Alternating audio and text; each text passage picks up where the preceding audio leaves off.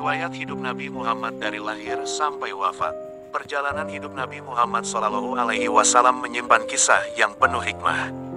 Beliau lahir pada bulan Rabiul Awal, diangkat menjadi rasul pada usia 40 tahun, dan wafat pada umur 63 tahun. Para sejarawan banyak menuliskan kisah hidup Nabi Muhammad SAW dalam kitab tarikh maupun sirah nabawiyah. Di antara penulis kitab sirah nabawiyah yang banyak menjadi rujukan umat Islam adalah Ibnu Ishaq dan Ibnu Hisham. Berikut riwayat hidup Nabi Muhammad SAW mengacu pada sirah nabawiyah Ibnu Ishaq dan Ibnu Hisham serta merangkum dari kitab Al-Wafa karya Ibnul Jauzi, Ar-Rahiq Al-Mahtum sirah nabawiyah karya Syekh Safiyur Rahman Al-Mubarakfuri, dan kelengkapan tarikh Nabi Muhammad karya Munawar Khalil. Lahir pada 12 Rabiul Awal tahun Gajah. Nabi Muhammad SAW lahir pada hari Senin, tanggal 12 Rabiul Awal tahun Gajah. Ini merupakan pendapat mayoritas yang paling diunggulkan. Menurut para sejarawan, tahun Gajah bertepatan dengan 570 atau 571 Masehi.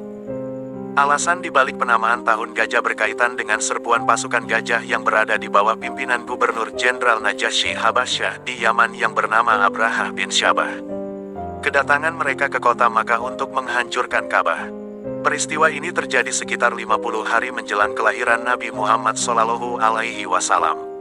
Nabi Muhammad SAW lahir dalam keadaan yatim.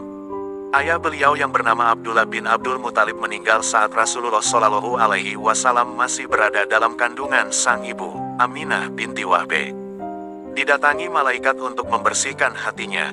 Pada masa kecilnya, Nabi Muhammad SAW mengalami kejadian yang aneh. Peristiwa ini terjadi saat Nabi Muhammad SAW tinggal bersama ibu susuannya, Halimah. Rasulullah SAW dan anak Halimah yang bernama Abdullah kala itu sedang menggembala kambing. Tiba-tiba dua malaikat mendatanginya dan membawa Nabi Muhammad SAW agak jauh dari tempat beliau menggembala. Abdullah sambil tergopoh-gopoh dan menangis menceritakan kepada ibunya bahwa Rasulullah SAW ditangkap oleh dua orang laki-laki berpakaian putih. Keduanya membaringkannya lalu membelah perut Nabi Muhammad SAW dan membolak-balikkan atasnya. Yatim piatu saat berusia 6 tahun. Sekitar usia 6 tahun, sang ibunda wafat. Nabi Muhammad SAW menjadi yatim piatu selepas itu. Menurut riwayat Ibnu Abbas, ibunda Nabi Muhammad SAW wafat saat dalam perjalanan pulang ke Makkah usai mengajak Nabi Muhammad SAW menjenguk paman-pamannya dari Bani Adi bin An-Najjar di Madinah. Di sanalah tempat sang ayah dikebumikan. Diasuh Abdul Muthalib selama 2 tahun. Setelah yatim piatu, Nabi Muhammad SAW diasuh oleh sang kakek yang bernama Abdul Muthalib. Namun, sekitar 2 tahun berselang, Abdul Muthalib wafat. Diasuh Abu Talib dan ikut berdagang. Nabi Muhammad SAW kemudian diasuh oleh paman dari jalur ayah yang bernama Abu Talib. Bersama pamannya ini, Rasulullah SAW banyak belajar ketekunan dan kerja keras. Beliau bahkan ikut pamannya berdagang keluar Makkah. Menikah dengan Khadijah umur 25 tahun. Pada usia 25 tahun, Nabi Muhammad SAW menikah dengan saudagar bernama Khadijah binti Khuwailid bin Asad. Khadijah radhiyallahu anhu memiliki nasab mulia di tengah-tengah kaumnya. Ia adalah wanita bijak, cerdas, dan segala kehormatan Allah Subhanahu wa Ta'ala berikan kepadanya. Menurut Ibnu Hisham, mahar pernikahan Rasulullah SAW saat itu berupa 20 ekor unta betina muda. Khadijah radhiyallahu anhu adalah istri pertama Rasulullah SAW dan beliau tidak pernah menikah dengan wanita lain sampai Khadijah radhiyallahu anhu wafat. Mendapatkan wahyu pertama, diangkat jadi rasul. Saat berusia 40 tahun, Rasulullah SAW melakukan uslah di Gua Hira. Sayyid Qutb dalam tafsirnya mengatakan, Nabi Muhammad SAW memutuskan untuk uslah atau menyendiri rupanya sudah menjadi skenario Allah Subhanahu wa Ta'ala dalam mempersiapkan menjadi seorang rasul. Dalam kesendirian dan kesunyian itu, malaikat Jibril mendatangi Nabi Muhammad SAW untuk menyampaikan wahyu pertama. Menurut sejumlah pendapat, turunnya wahyu ini terjadi pada 17 Ramadan. Ada juga yang berpendapat lain. Wahyu yang pertama kali turun kepada beliau adalah surah Al-Alaq ayat 1-5. Dakwah sembunyi-sembunyi 3 tahun. Setelah menerima wahyu tepatnya ayat-ayat surah Al-Mudatsir, Rasulullah Shallallahu Alaihi Wasallam melakukan dakwah secara sembunyi-sembunyi di Makkah selama 3 tahun. Beliau kala itu mengajak orang-orang terdekat keluarga untuk memeluk agama Islam. Golongan pertama yang memeluk Islam antara lain Khadijah binti Huwailid, istri Rasulullah Shallallahu Alaihi Wasallam, Zaid bin Haritsah bin Syarahil Al-Kalbi, mantan budak Nabi Muhammad Shallallahu Alaihi Wasallam, Ali bin Abi Thalib, sepupu Nabi Muhammad Shallallahu Alaihi Wasallam, dan Abu Bakar As-Siddiq, sahabat Nabi Muhammad Shallallahu Alaihi Wasallam. Mereka kemudian dikenal dengan As-Sabiqunal Awalun. Dakwah terang-terangan di Makkah 10 tahun. Rasulullah Shallallahu Alaihi Wasallam mendapat perintah dari Allah SWT untuk berdakwah secara terang-terangan. Beliau memulai dakwahnya ini kepada Bani Hashim hingga dakwah di atas Bukit Safa. Kaum kafir Quraisy pada saat itu dengan keras menolak dakwah Rasulullah Shallallahu Alaihi Wasallam.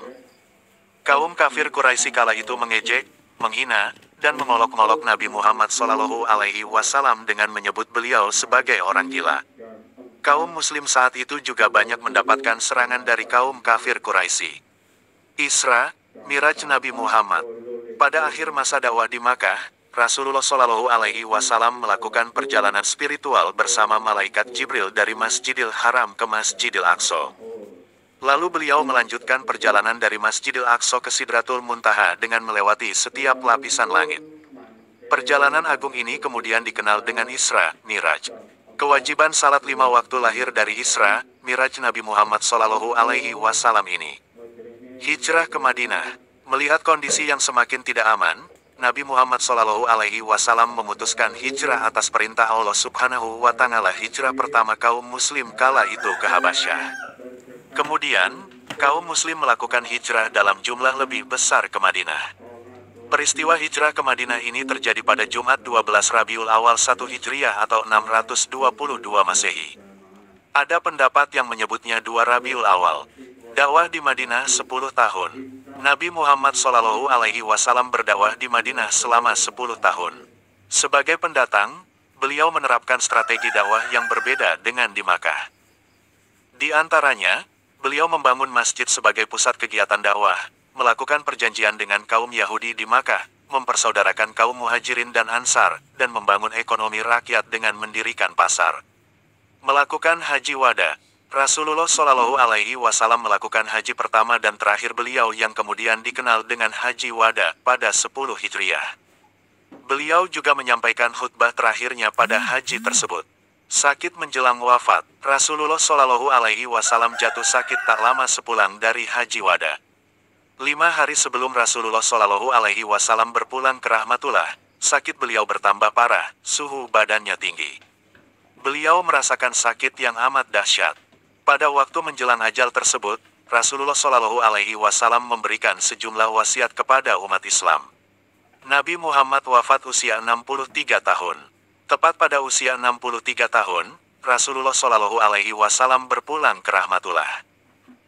Menurut tarikh Khulafa karya Imam As-Suyuti, Nabi Muhammad Shallallahu Alaihi Wasallam wafat pada tanggal 12 Rabiul Awal tahun 11 Hijriah. Ada perbedaan pendapat mengenai tahun wafatnya Nabi Muhammad Shallallahu Alaihi Wasallam. Ada yang menyebut itu tahun 11 Hijriah, ada juga yang mengatakan tahun 10 Hijriah. Demikian riwayat Nabi Muhammad Shallallahu Alaihi Wasallam. Mengutip detikhikmah.com oleh Kristina, Kamis, tanggal 28 September tahun 2023 pukul 6:01 waktu Indonesia bagian Barat. Saya Edi Karyanto mengucapkan terima kasih. Assalamualaikum warahmatullahi wabarakatuh.